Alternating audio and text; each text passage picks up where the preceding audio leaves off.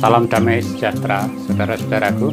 Kali ini saya akan menyampaikan tentang bukti-bukti ketuhanan Yesus serta pengakuannya, supaya kita jangan sampai salah menyembah Tuhan yang tidak bisa menyelamatkan kita. Maka kita perlu bukti-buktinya dulu ya. Mari langsung saja Injil Markus pasal 2 tentang mujizatnya Yesus. Orang lumpuh disembuhkan. Kemudian sesudah lewat beberapa hari, waktu Yesus datang ke Kapernaum, tersiarlah kabar bahwa ia ada di rumah. Maka datanglah orang-orang berkerumun sehingga tak ada lagi tempat, bahkan di muka pintu pun tidak. Sementara ia memberitakan firman kepada mereka, ada orang-orang datang membawa kepadanya seorang lumpuh, digotong oleh 4 orang.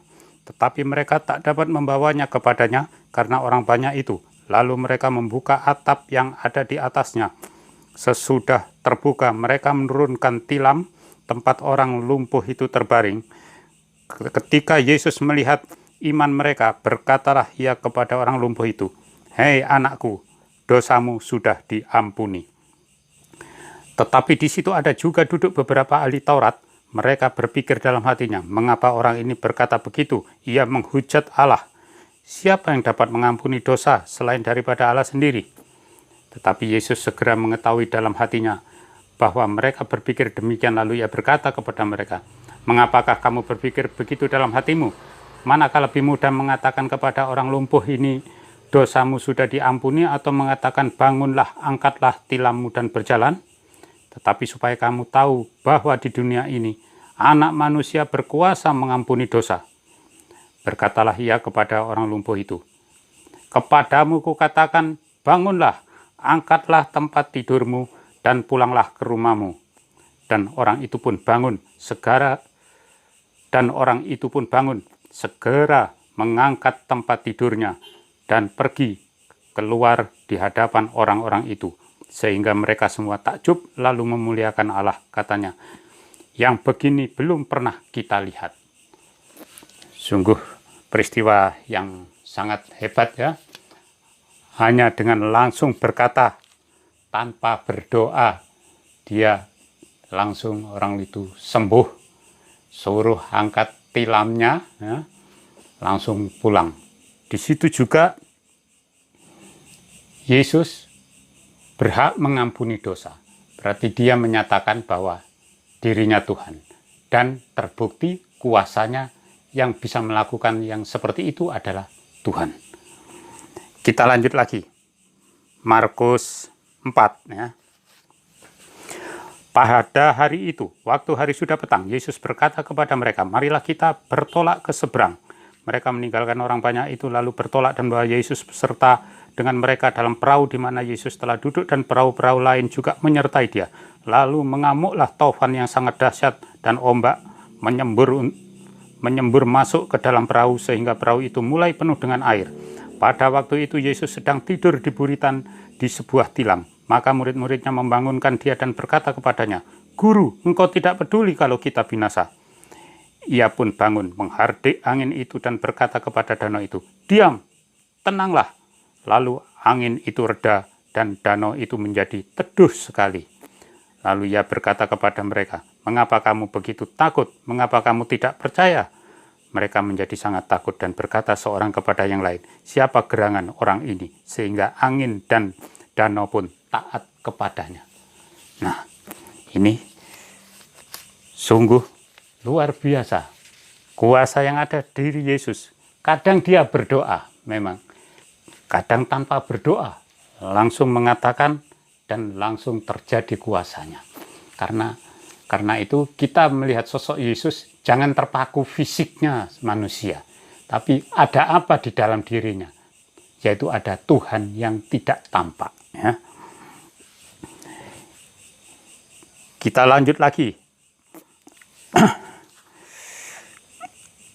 Markus 6 ayat 35.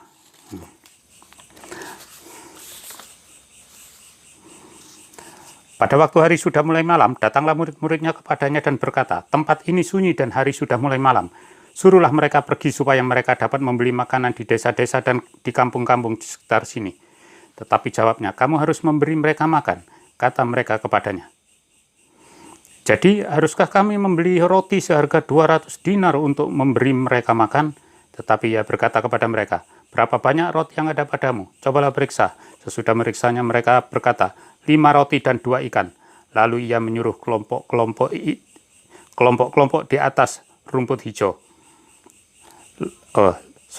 Lalu ia menyuruh orang-orang itu supaya semua duduk berkelompok-kelompok di atas rumput hijau. Maka duduklah mereka berkelompok-kelompok. Ada yang 100, ada yang 50 orang. Dan setelah ia mengambil 5 roti dan 2 ikan itu, ia menengadah ke langit dan mengucap berkat, lalu memecah-mecahkannya roti itu, dan memberikannya kepada murid-muridnya, supaya dibagi-bagikan kepada orang-orang itu. Begitu juga kedua ikan itu dibagi-bagikannya kepada semua mereka. Dan mereka semuanya makan sampai kenyang. Kemudian orang mengumpulkan potongan-potongan roti, 12 bakul penuh, selain daripada sisa-sisa ikan. Yang ikut makan roti itu ada 5.000 orang laki-laki. Nah, 5.000 orang laki-laki, belum terhitung wanita dan anak-anak, hanya dengan 5 roti 2 ikan, sisanya 12 bakul. Nah, itu bukti-bukti bahwa yang melakukan seperti itu adalah Tuhan. Nah, penuh kuasa, namun juga belas kasihan, punya belas kasihan yang besar. Dan itulah Tuhan pemelihara kita, yang meskipun suasana sulit seperti sekarang, corona, kita tetap percaya Tuhan memelihara kita, dan kita memohonnya. Kita juga bekerja dengan berusaha semaksimal, namun juga kita bersandar, mempercayakan, berdoa agar Tuhan yang melakukan segala perkara melampaui segala akal itu terjadi pertolongannya atas diri kita. Meskipun ada badai kehidupan, ya, seperti tadi badai mengamuk, percayalah Dia sanggup menolong kita. Nah, kemudian masih banyak lagi, ya, di pasal 8 Yesus memberi makan di tempat lain lagi 4.000 orang, ya. Pasal 10 Markus ini orang buta yang pengemis itu disembuhkan, dan orang itu mengatakan Yesus Tuhan dan menyembah pada Yesus, dan Yesus diam saja, ya.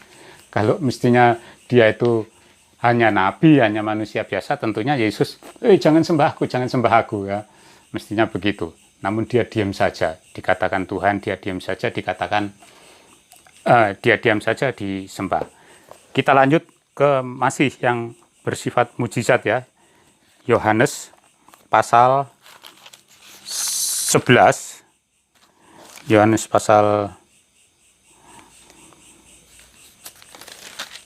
11, yaitu ayat 33, ya, tentang Lazarus ini. Lazarus yang sudah sakit kemudian mati, Yesus tidak sedang di situ. Kemudian Yesus dipanggil, diundang untuk diberitahu untuk datang. Pasal 11 ayat 33. Ketika Yesus melihat Maria menangis dan juga orang-orang Yahudi yang datang bersama-sama dia, maka masgullah hatinya. Ia sangat terharu dan berkata, "Di manakah dia kamu baringkan?" Jawab mereka, "Tuhan, marilah dan lihatlah." Maka menangislah Yesus. Kata orang-orang Yahudi, "Lihatlah betapa kasihnya kepadanya." Tetapi beberapa orang di antaranya berkata, "Ia yang memelekkan mata orang buta, tidak sanggupkah ia bertindak sehingga orang ini tidak mati?" Maka masgullah pula hati Yesus. Lalu ia pergi ke kubur itu. Kubur itu adalah sebuah gua yang ditutup dengan batu. Kata Yesus, "Angkat batu itu."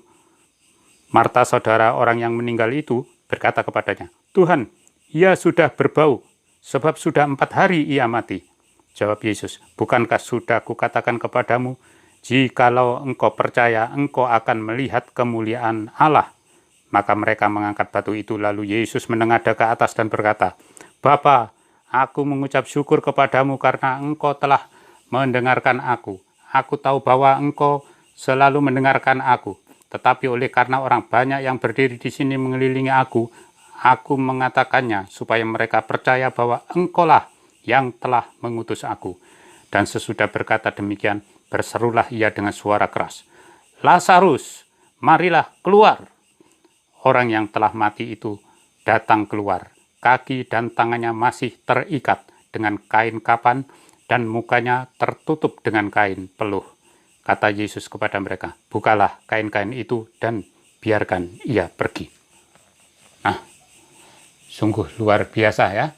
Sudah 4 hari mati. Namun Yesus sanggup membangkitkannya. Di tempat lain Yesus juga membangkitkan anak yang umur 12 tahun mati, yang dari keluarganya kepala ibadah. Kemudian Yesus yang dirinya sendiri juga mati waktu penebusan, dia mengatakan pada hari ketiga aku akan bangkit. Tidak seorang pun dapat mengambil nyawaku, melainkan dengan kerelaanku aku memberikannya dan mengambilnya kembali. Jadi kematian itu bagi Yesus bukan sesuatu yang sulit. Ini dia sudah membuktikan awal. Jadi kita percaya kepada Yesus, bukan percaya kepada Tuhan yang salah. Kita lanjut dengan Yohanes 10 ayat 27, karena saya persingkat-singkat ini. Ayat 27, domba-dombaku mendengarkan suaraku, dan aku mengenal mereka, dan mereka mengikut aku. Dan aku memberikan hidup yang kekal kepada mereka, dan mereka pasti tidak akan binasa sampai selama-lamanya, dan seorang pun tidak akan merebut mereka dari tanganku. Itu pas ada orang-orang Yahudi di situ ya. Sekali lagi orang-orang Yahudi mengambil batu untuk melempari Yesus. Kata Yesus kepada mereka, banyak pekerjaan baik yang berasal dari Bapakku yang kuperlihatkan kepadamu. Pekerjaan manakah di antaranya yang menyebabkan kamu mau melempari aku? Jawab orang-orang Yahudi itu, bukan karena suatu pekerjaan baik maka kami mau melempari engkau, melainkan karena engkau menghujat Allah, dan karena engkau sekalipun hanya seorang manusia saja menyamakan dirimu dengan Allah. Kata Yesus kepada mereka, tidakkah ada tertulis dalam kitab Taurat kamu, aku telah berfirman, kamu adalah Allah. Jikalau mereka kepada siapa firman itu disampaikan disebut Allah, sedang kitab suci tak dapat dibatalkan, masihkah kamu berkata kepada dia yang dikuduskan oleh Bapa dan yang telah diutusnya ke dalam dunia, engkau menghujat Allah? Maksudnya, sedangkan sudah sangat banyak bukti bahwa yang disebut Allah, yang disebut Tuhan adalah Yesus dalam kitab Taurat. Tuhan berfirman, God berfirman pada Lot, nah seperti itu. Kenapa kamu mengatakan pada Yesus menghujat Allah? Padahal Yesus itulah yang dimaksud dalam ayat tersebut, yang dimaksud dalam Taurat kitab Perjanjian Lama. Karena aku telah berkata, aku anak Allah, jikalau aku tidak melakukan pekerjaan-pekerjaan Bapakku, janganlah percaya kepadaku. Tetapi jikalau aku melakukannya dan kamu tidak mau percaya kepadaku, percayalah akan pekerjaan-pekerjaan itu, supaya kamu boleh mengetahui dan mengerti bahwa Bapa di dalam aku dan aku di dalam Bapa. Saya sambungkan, ada yang di atasnya ini ayat 30, yang di atas itu, aku dan Bapa adalah satu. Kalau kamu tidak percaya kepada Yesus bahwa dirinya itu Tuhan, dia itu Tuhan penebus, dia Tuhan juru selamat, percayalah pada pekerjaan-pekerjaan yang dilakukan. Yesus tidak pernah melakukan dosa.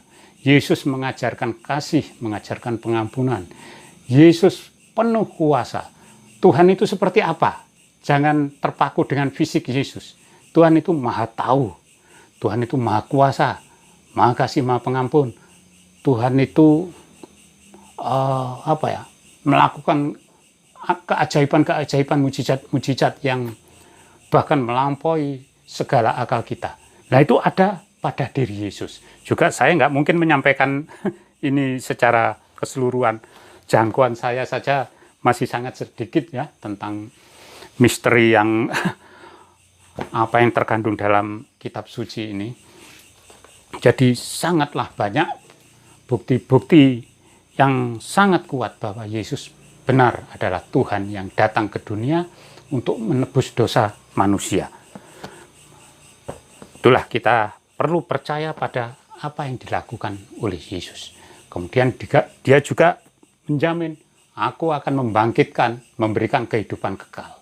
Nah, kita percaya karena Yesus juga sudah membuktikan dirinya mati, bangkit. Orang lain mati, dia bangkitkan. Jadi sudah nggak ada keraguan. Kemudian, ya masih ada lagi. Markus ya. Ini yang saya tulis ini. Ini sangat menarik, saudara. Markus pasal 12. Itu sama dengan kitab Ulangan. Markus pasal 12 sama dengan kitab Ulangan pasal 6 ya, pasal 6 ayat 4, Markus 12 ayat 29. 12 ayat 29 coba ya. Ini orang-orang ahli Taurat Saduki tanya pada Yesus, "Hukum manakah yang paling utama?" Jawab Yesus, "Hukum yang terutama ialah, dengarlah, hei Israel, Tuhan Allah kita, Tuhan itu Esa. Kasihilah Tuhan Allahmu dengan segenap hatimu, dan dengan segenap jiwamu, dan dengan segenap akal budimu, dan dengan segenap kekuatanmu." Nah, ini Markus 12. Kita lihat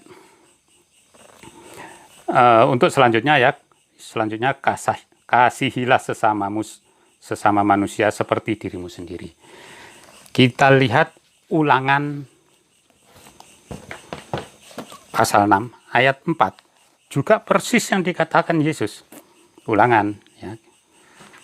Dengarkanlah, hei Israel, Yahweh Elohim kita, Yahweh itu Esa. Kasihilah Yahweh Elohimmu dengan segenap hatimu, dan dengan segenap jiwamu, dan dengan segenap kekuatanmu. Ya, jadi perjanjian lama, perjanjian baru sama-sama mengajarkan Tuhan itu Esa. Kalau kita cari mana Tuhannya orang Kristen, katanya 3 atau berapa, itu tidak akan ada, tidak akan ketemu, dan tidak akan ada ya. Karena di perjanjian lama, sebelum orang-orang mengajarkan keesaan Tuhan, itu Musa sudah mengajarkan tentang keesaan Tuhan ya. Tuhan sendiri yang menyatakan pada Musa. Begitu juga perjanjian baru, sama, Tuhannya juga Esa. Di situ sudah orang-orang belajar tentang ketetapan-ketetapan agama ya, belajar tentang peraturan-peraturan agama di sana. Kemudian Yesus melakukan mujizat itu terjadi di mana? Terjadi di Israel ya. Pada abad berapa? Abad ke-1. Abad ke-1 di Israel. Yang dimaksud Yesus Bapa ya. Aku di dalam Bapa, Bapa di dalam aku. Aku dan Bapa adalah satu. Yang dimaksud Yesus Bapa itu siapa? Bapa yaitu Tuhan pada kitab perjanjian lama, bukan Tuhannya bangsa lain ya, bukan Tuhannya bangsa Mesir. Ini Tuhannya Musa yang dulu membelah laut pada waktu keluar dari Mesir itu dengan murka yang besar kepada orang-orang Mesir, supaya mereka tahu akulah Tuhan. Nah, dengan membelah laut dan tulah yang sangat besar. Jadi yang dimaksud Yesus, aku di dalam Bapa,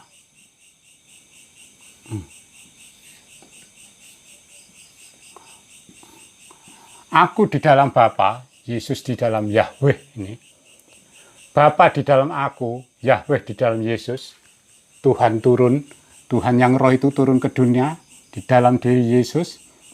Aku dan Bapa adalah satu. Nah, ini.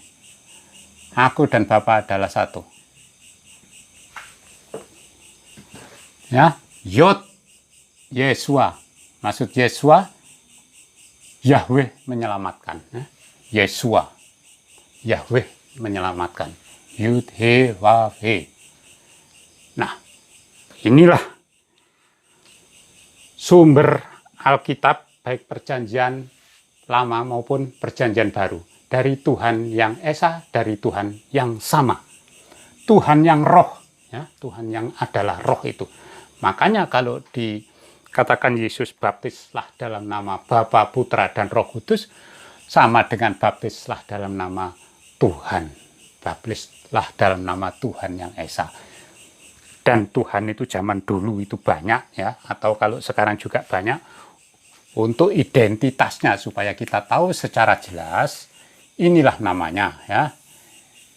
Inilah namanya yang tidak boleh disebut sembarangan. Yud, He, Waw, He. Ya. Y, A, He, A. Ya. Bisa V, bisa W ini ya.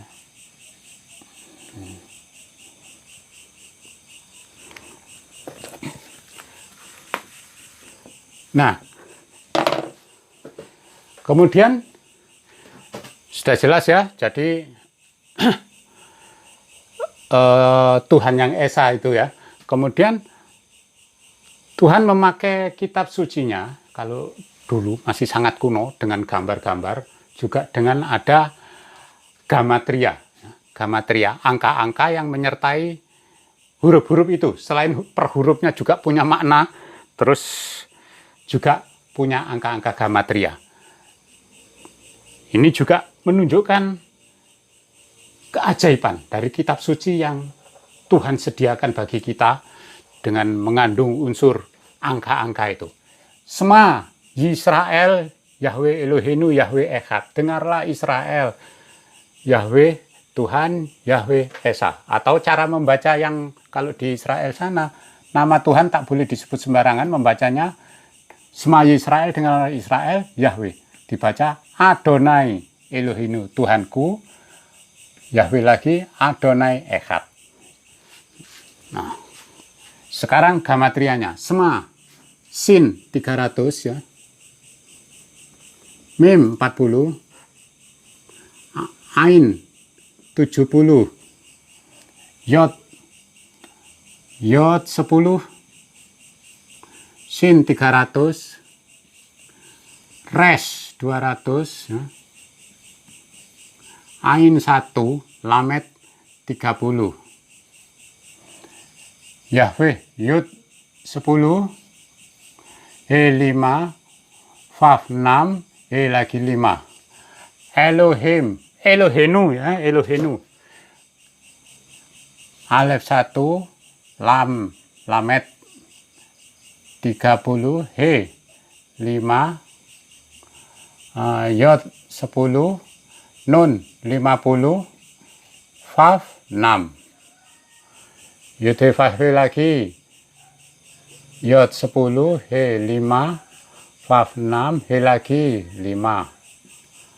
Echad, Esa ya, Echad Esa 1, Het ini 8, 8, Dalet ini 4. Di total hurufnya ini ya, total angkanya ini 1118. Nah, inilah ajaran tentang keesaan Tuhan. Ya. Elohim Echad, Elohim itu Tuhan. Ya. Ini Elohim Echad artinya Tuhan Esa. Ya. Elohim Echad, ini gamatrianya.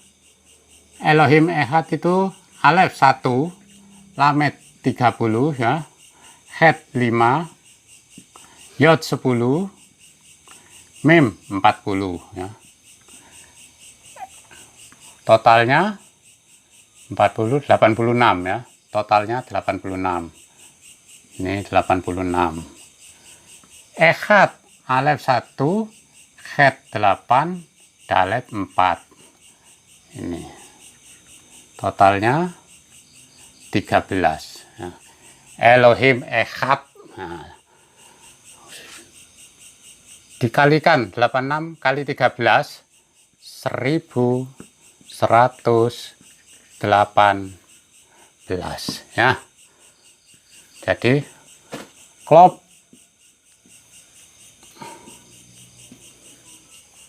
klop ya, cocok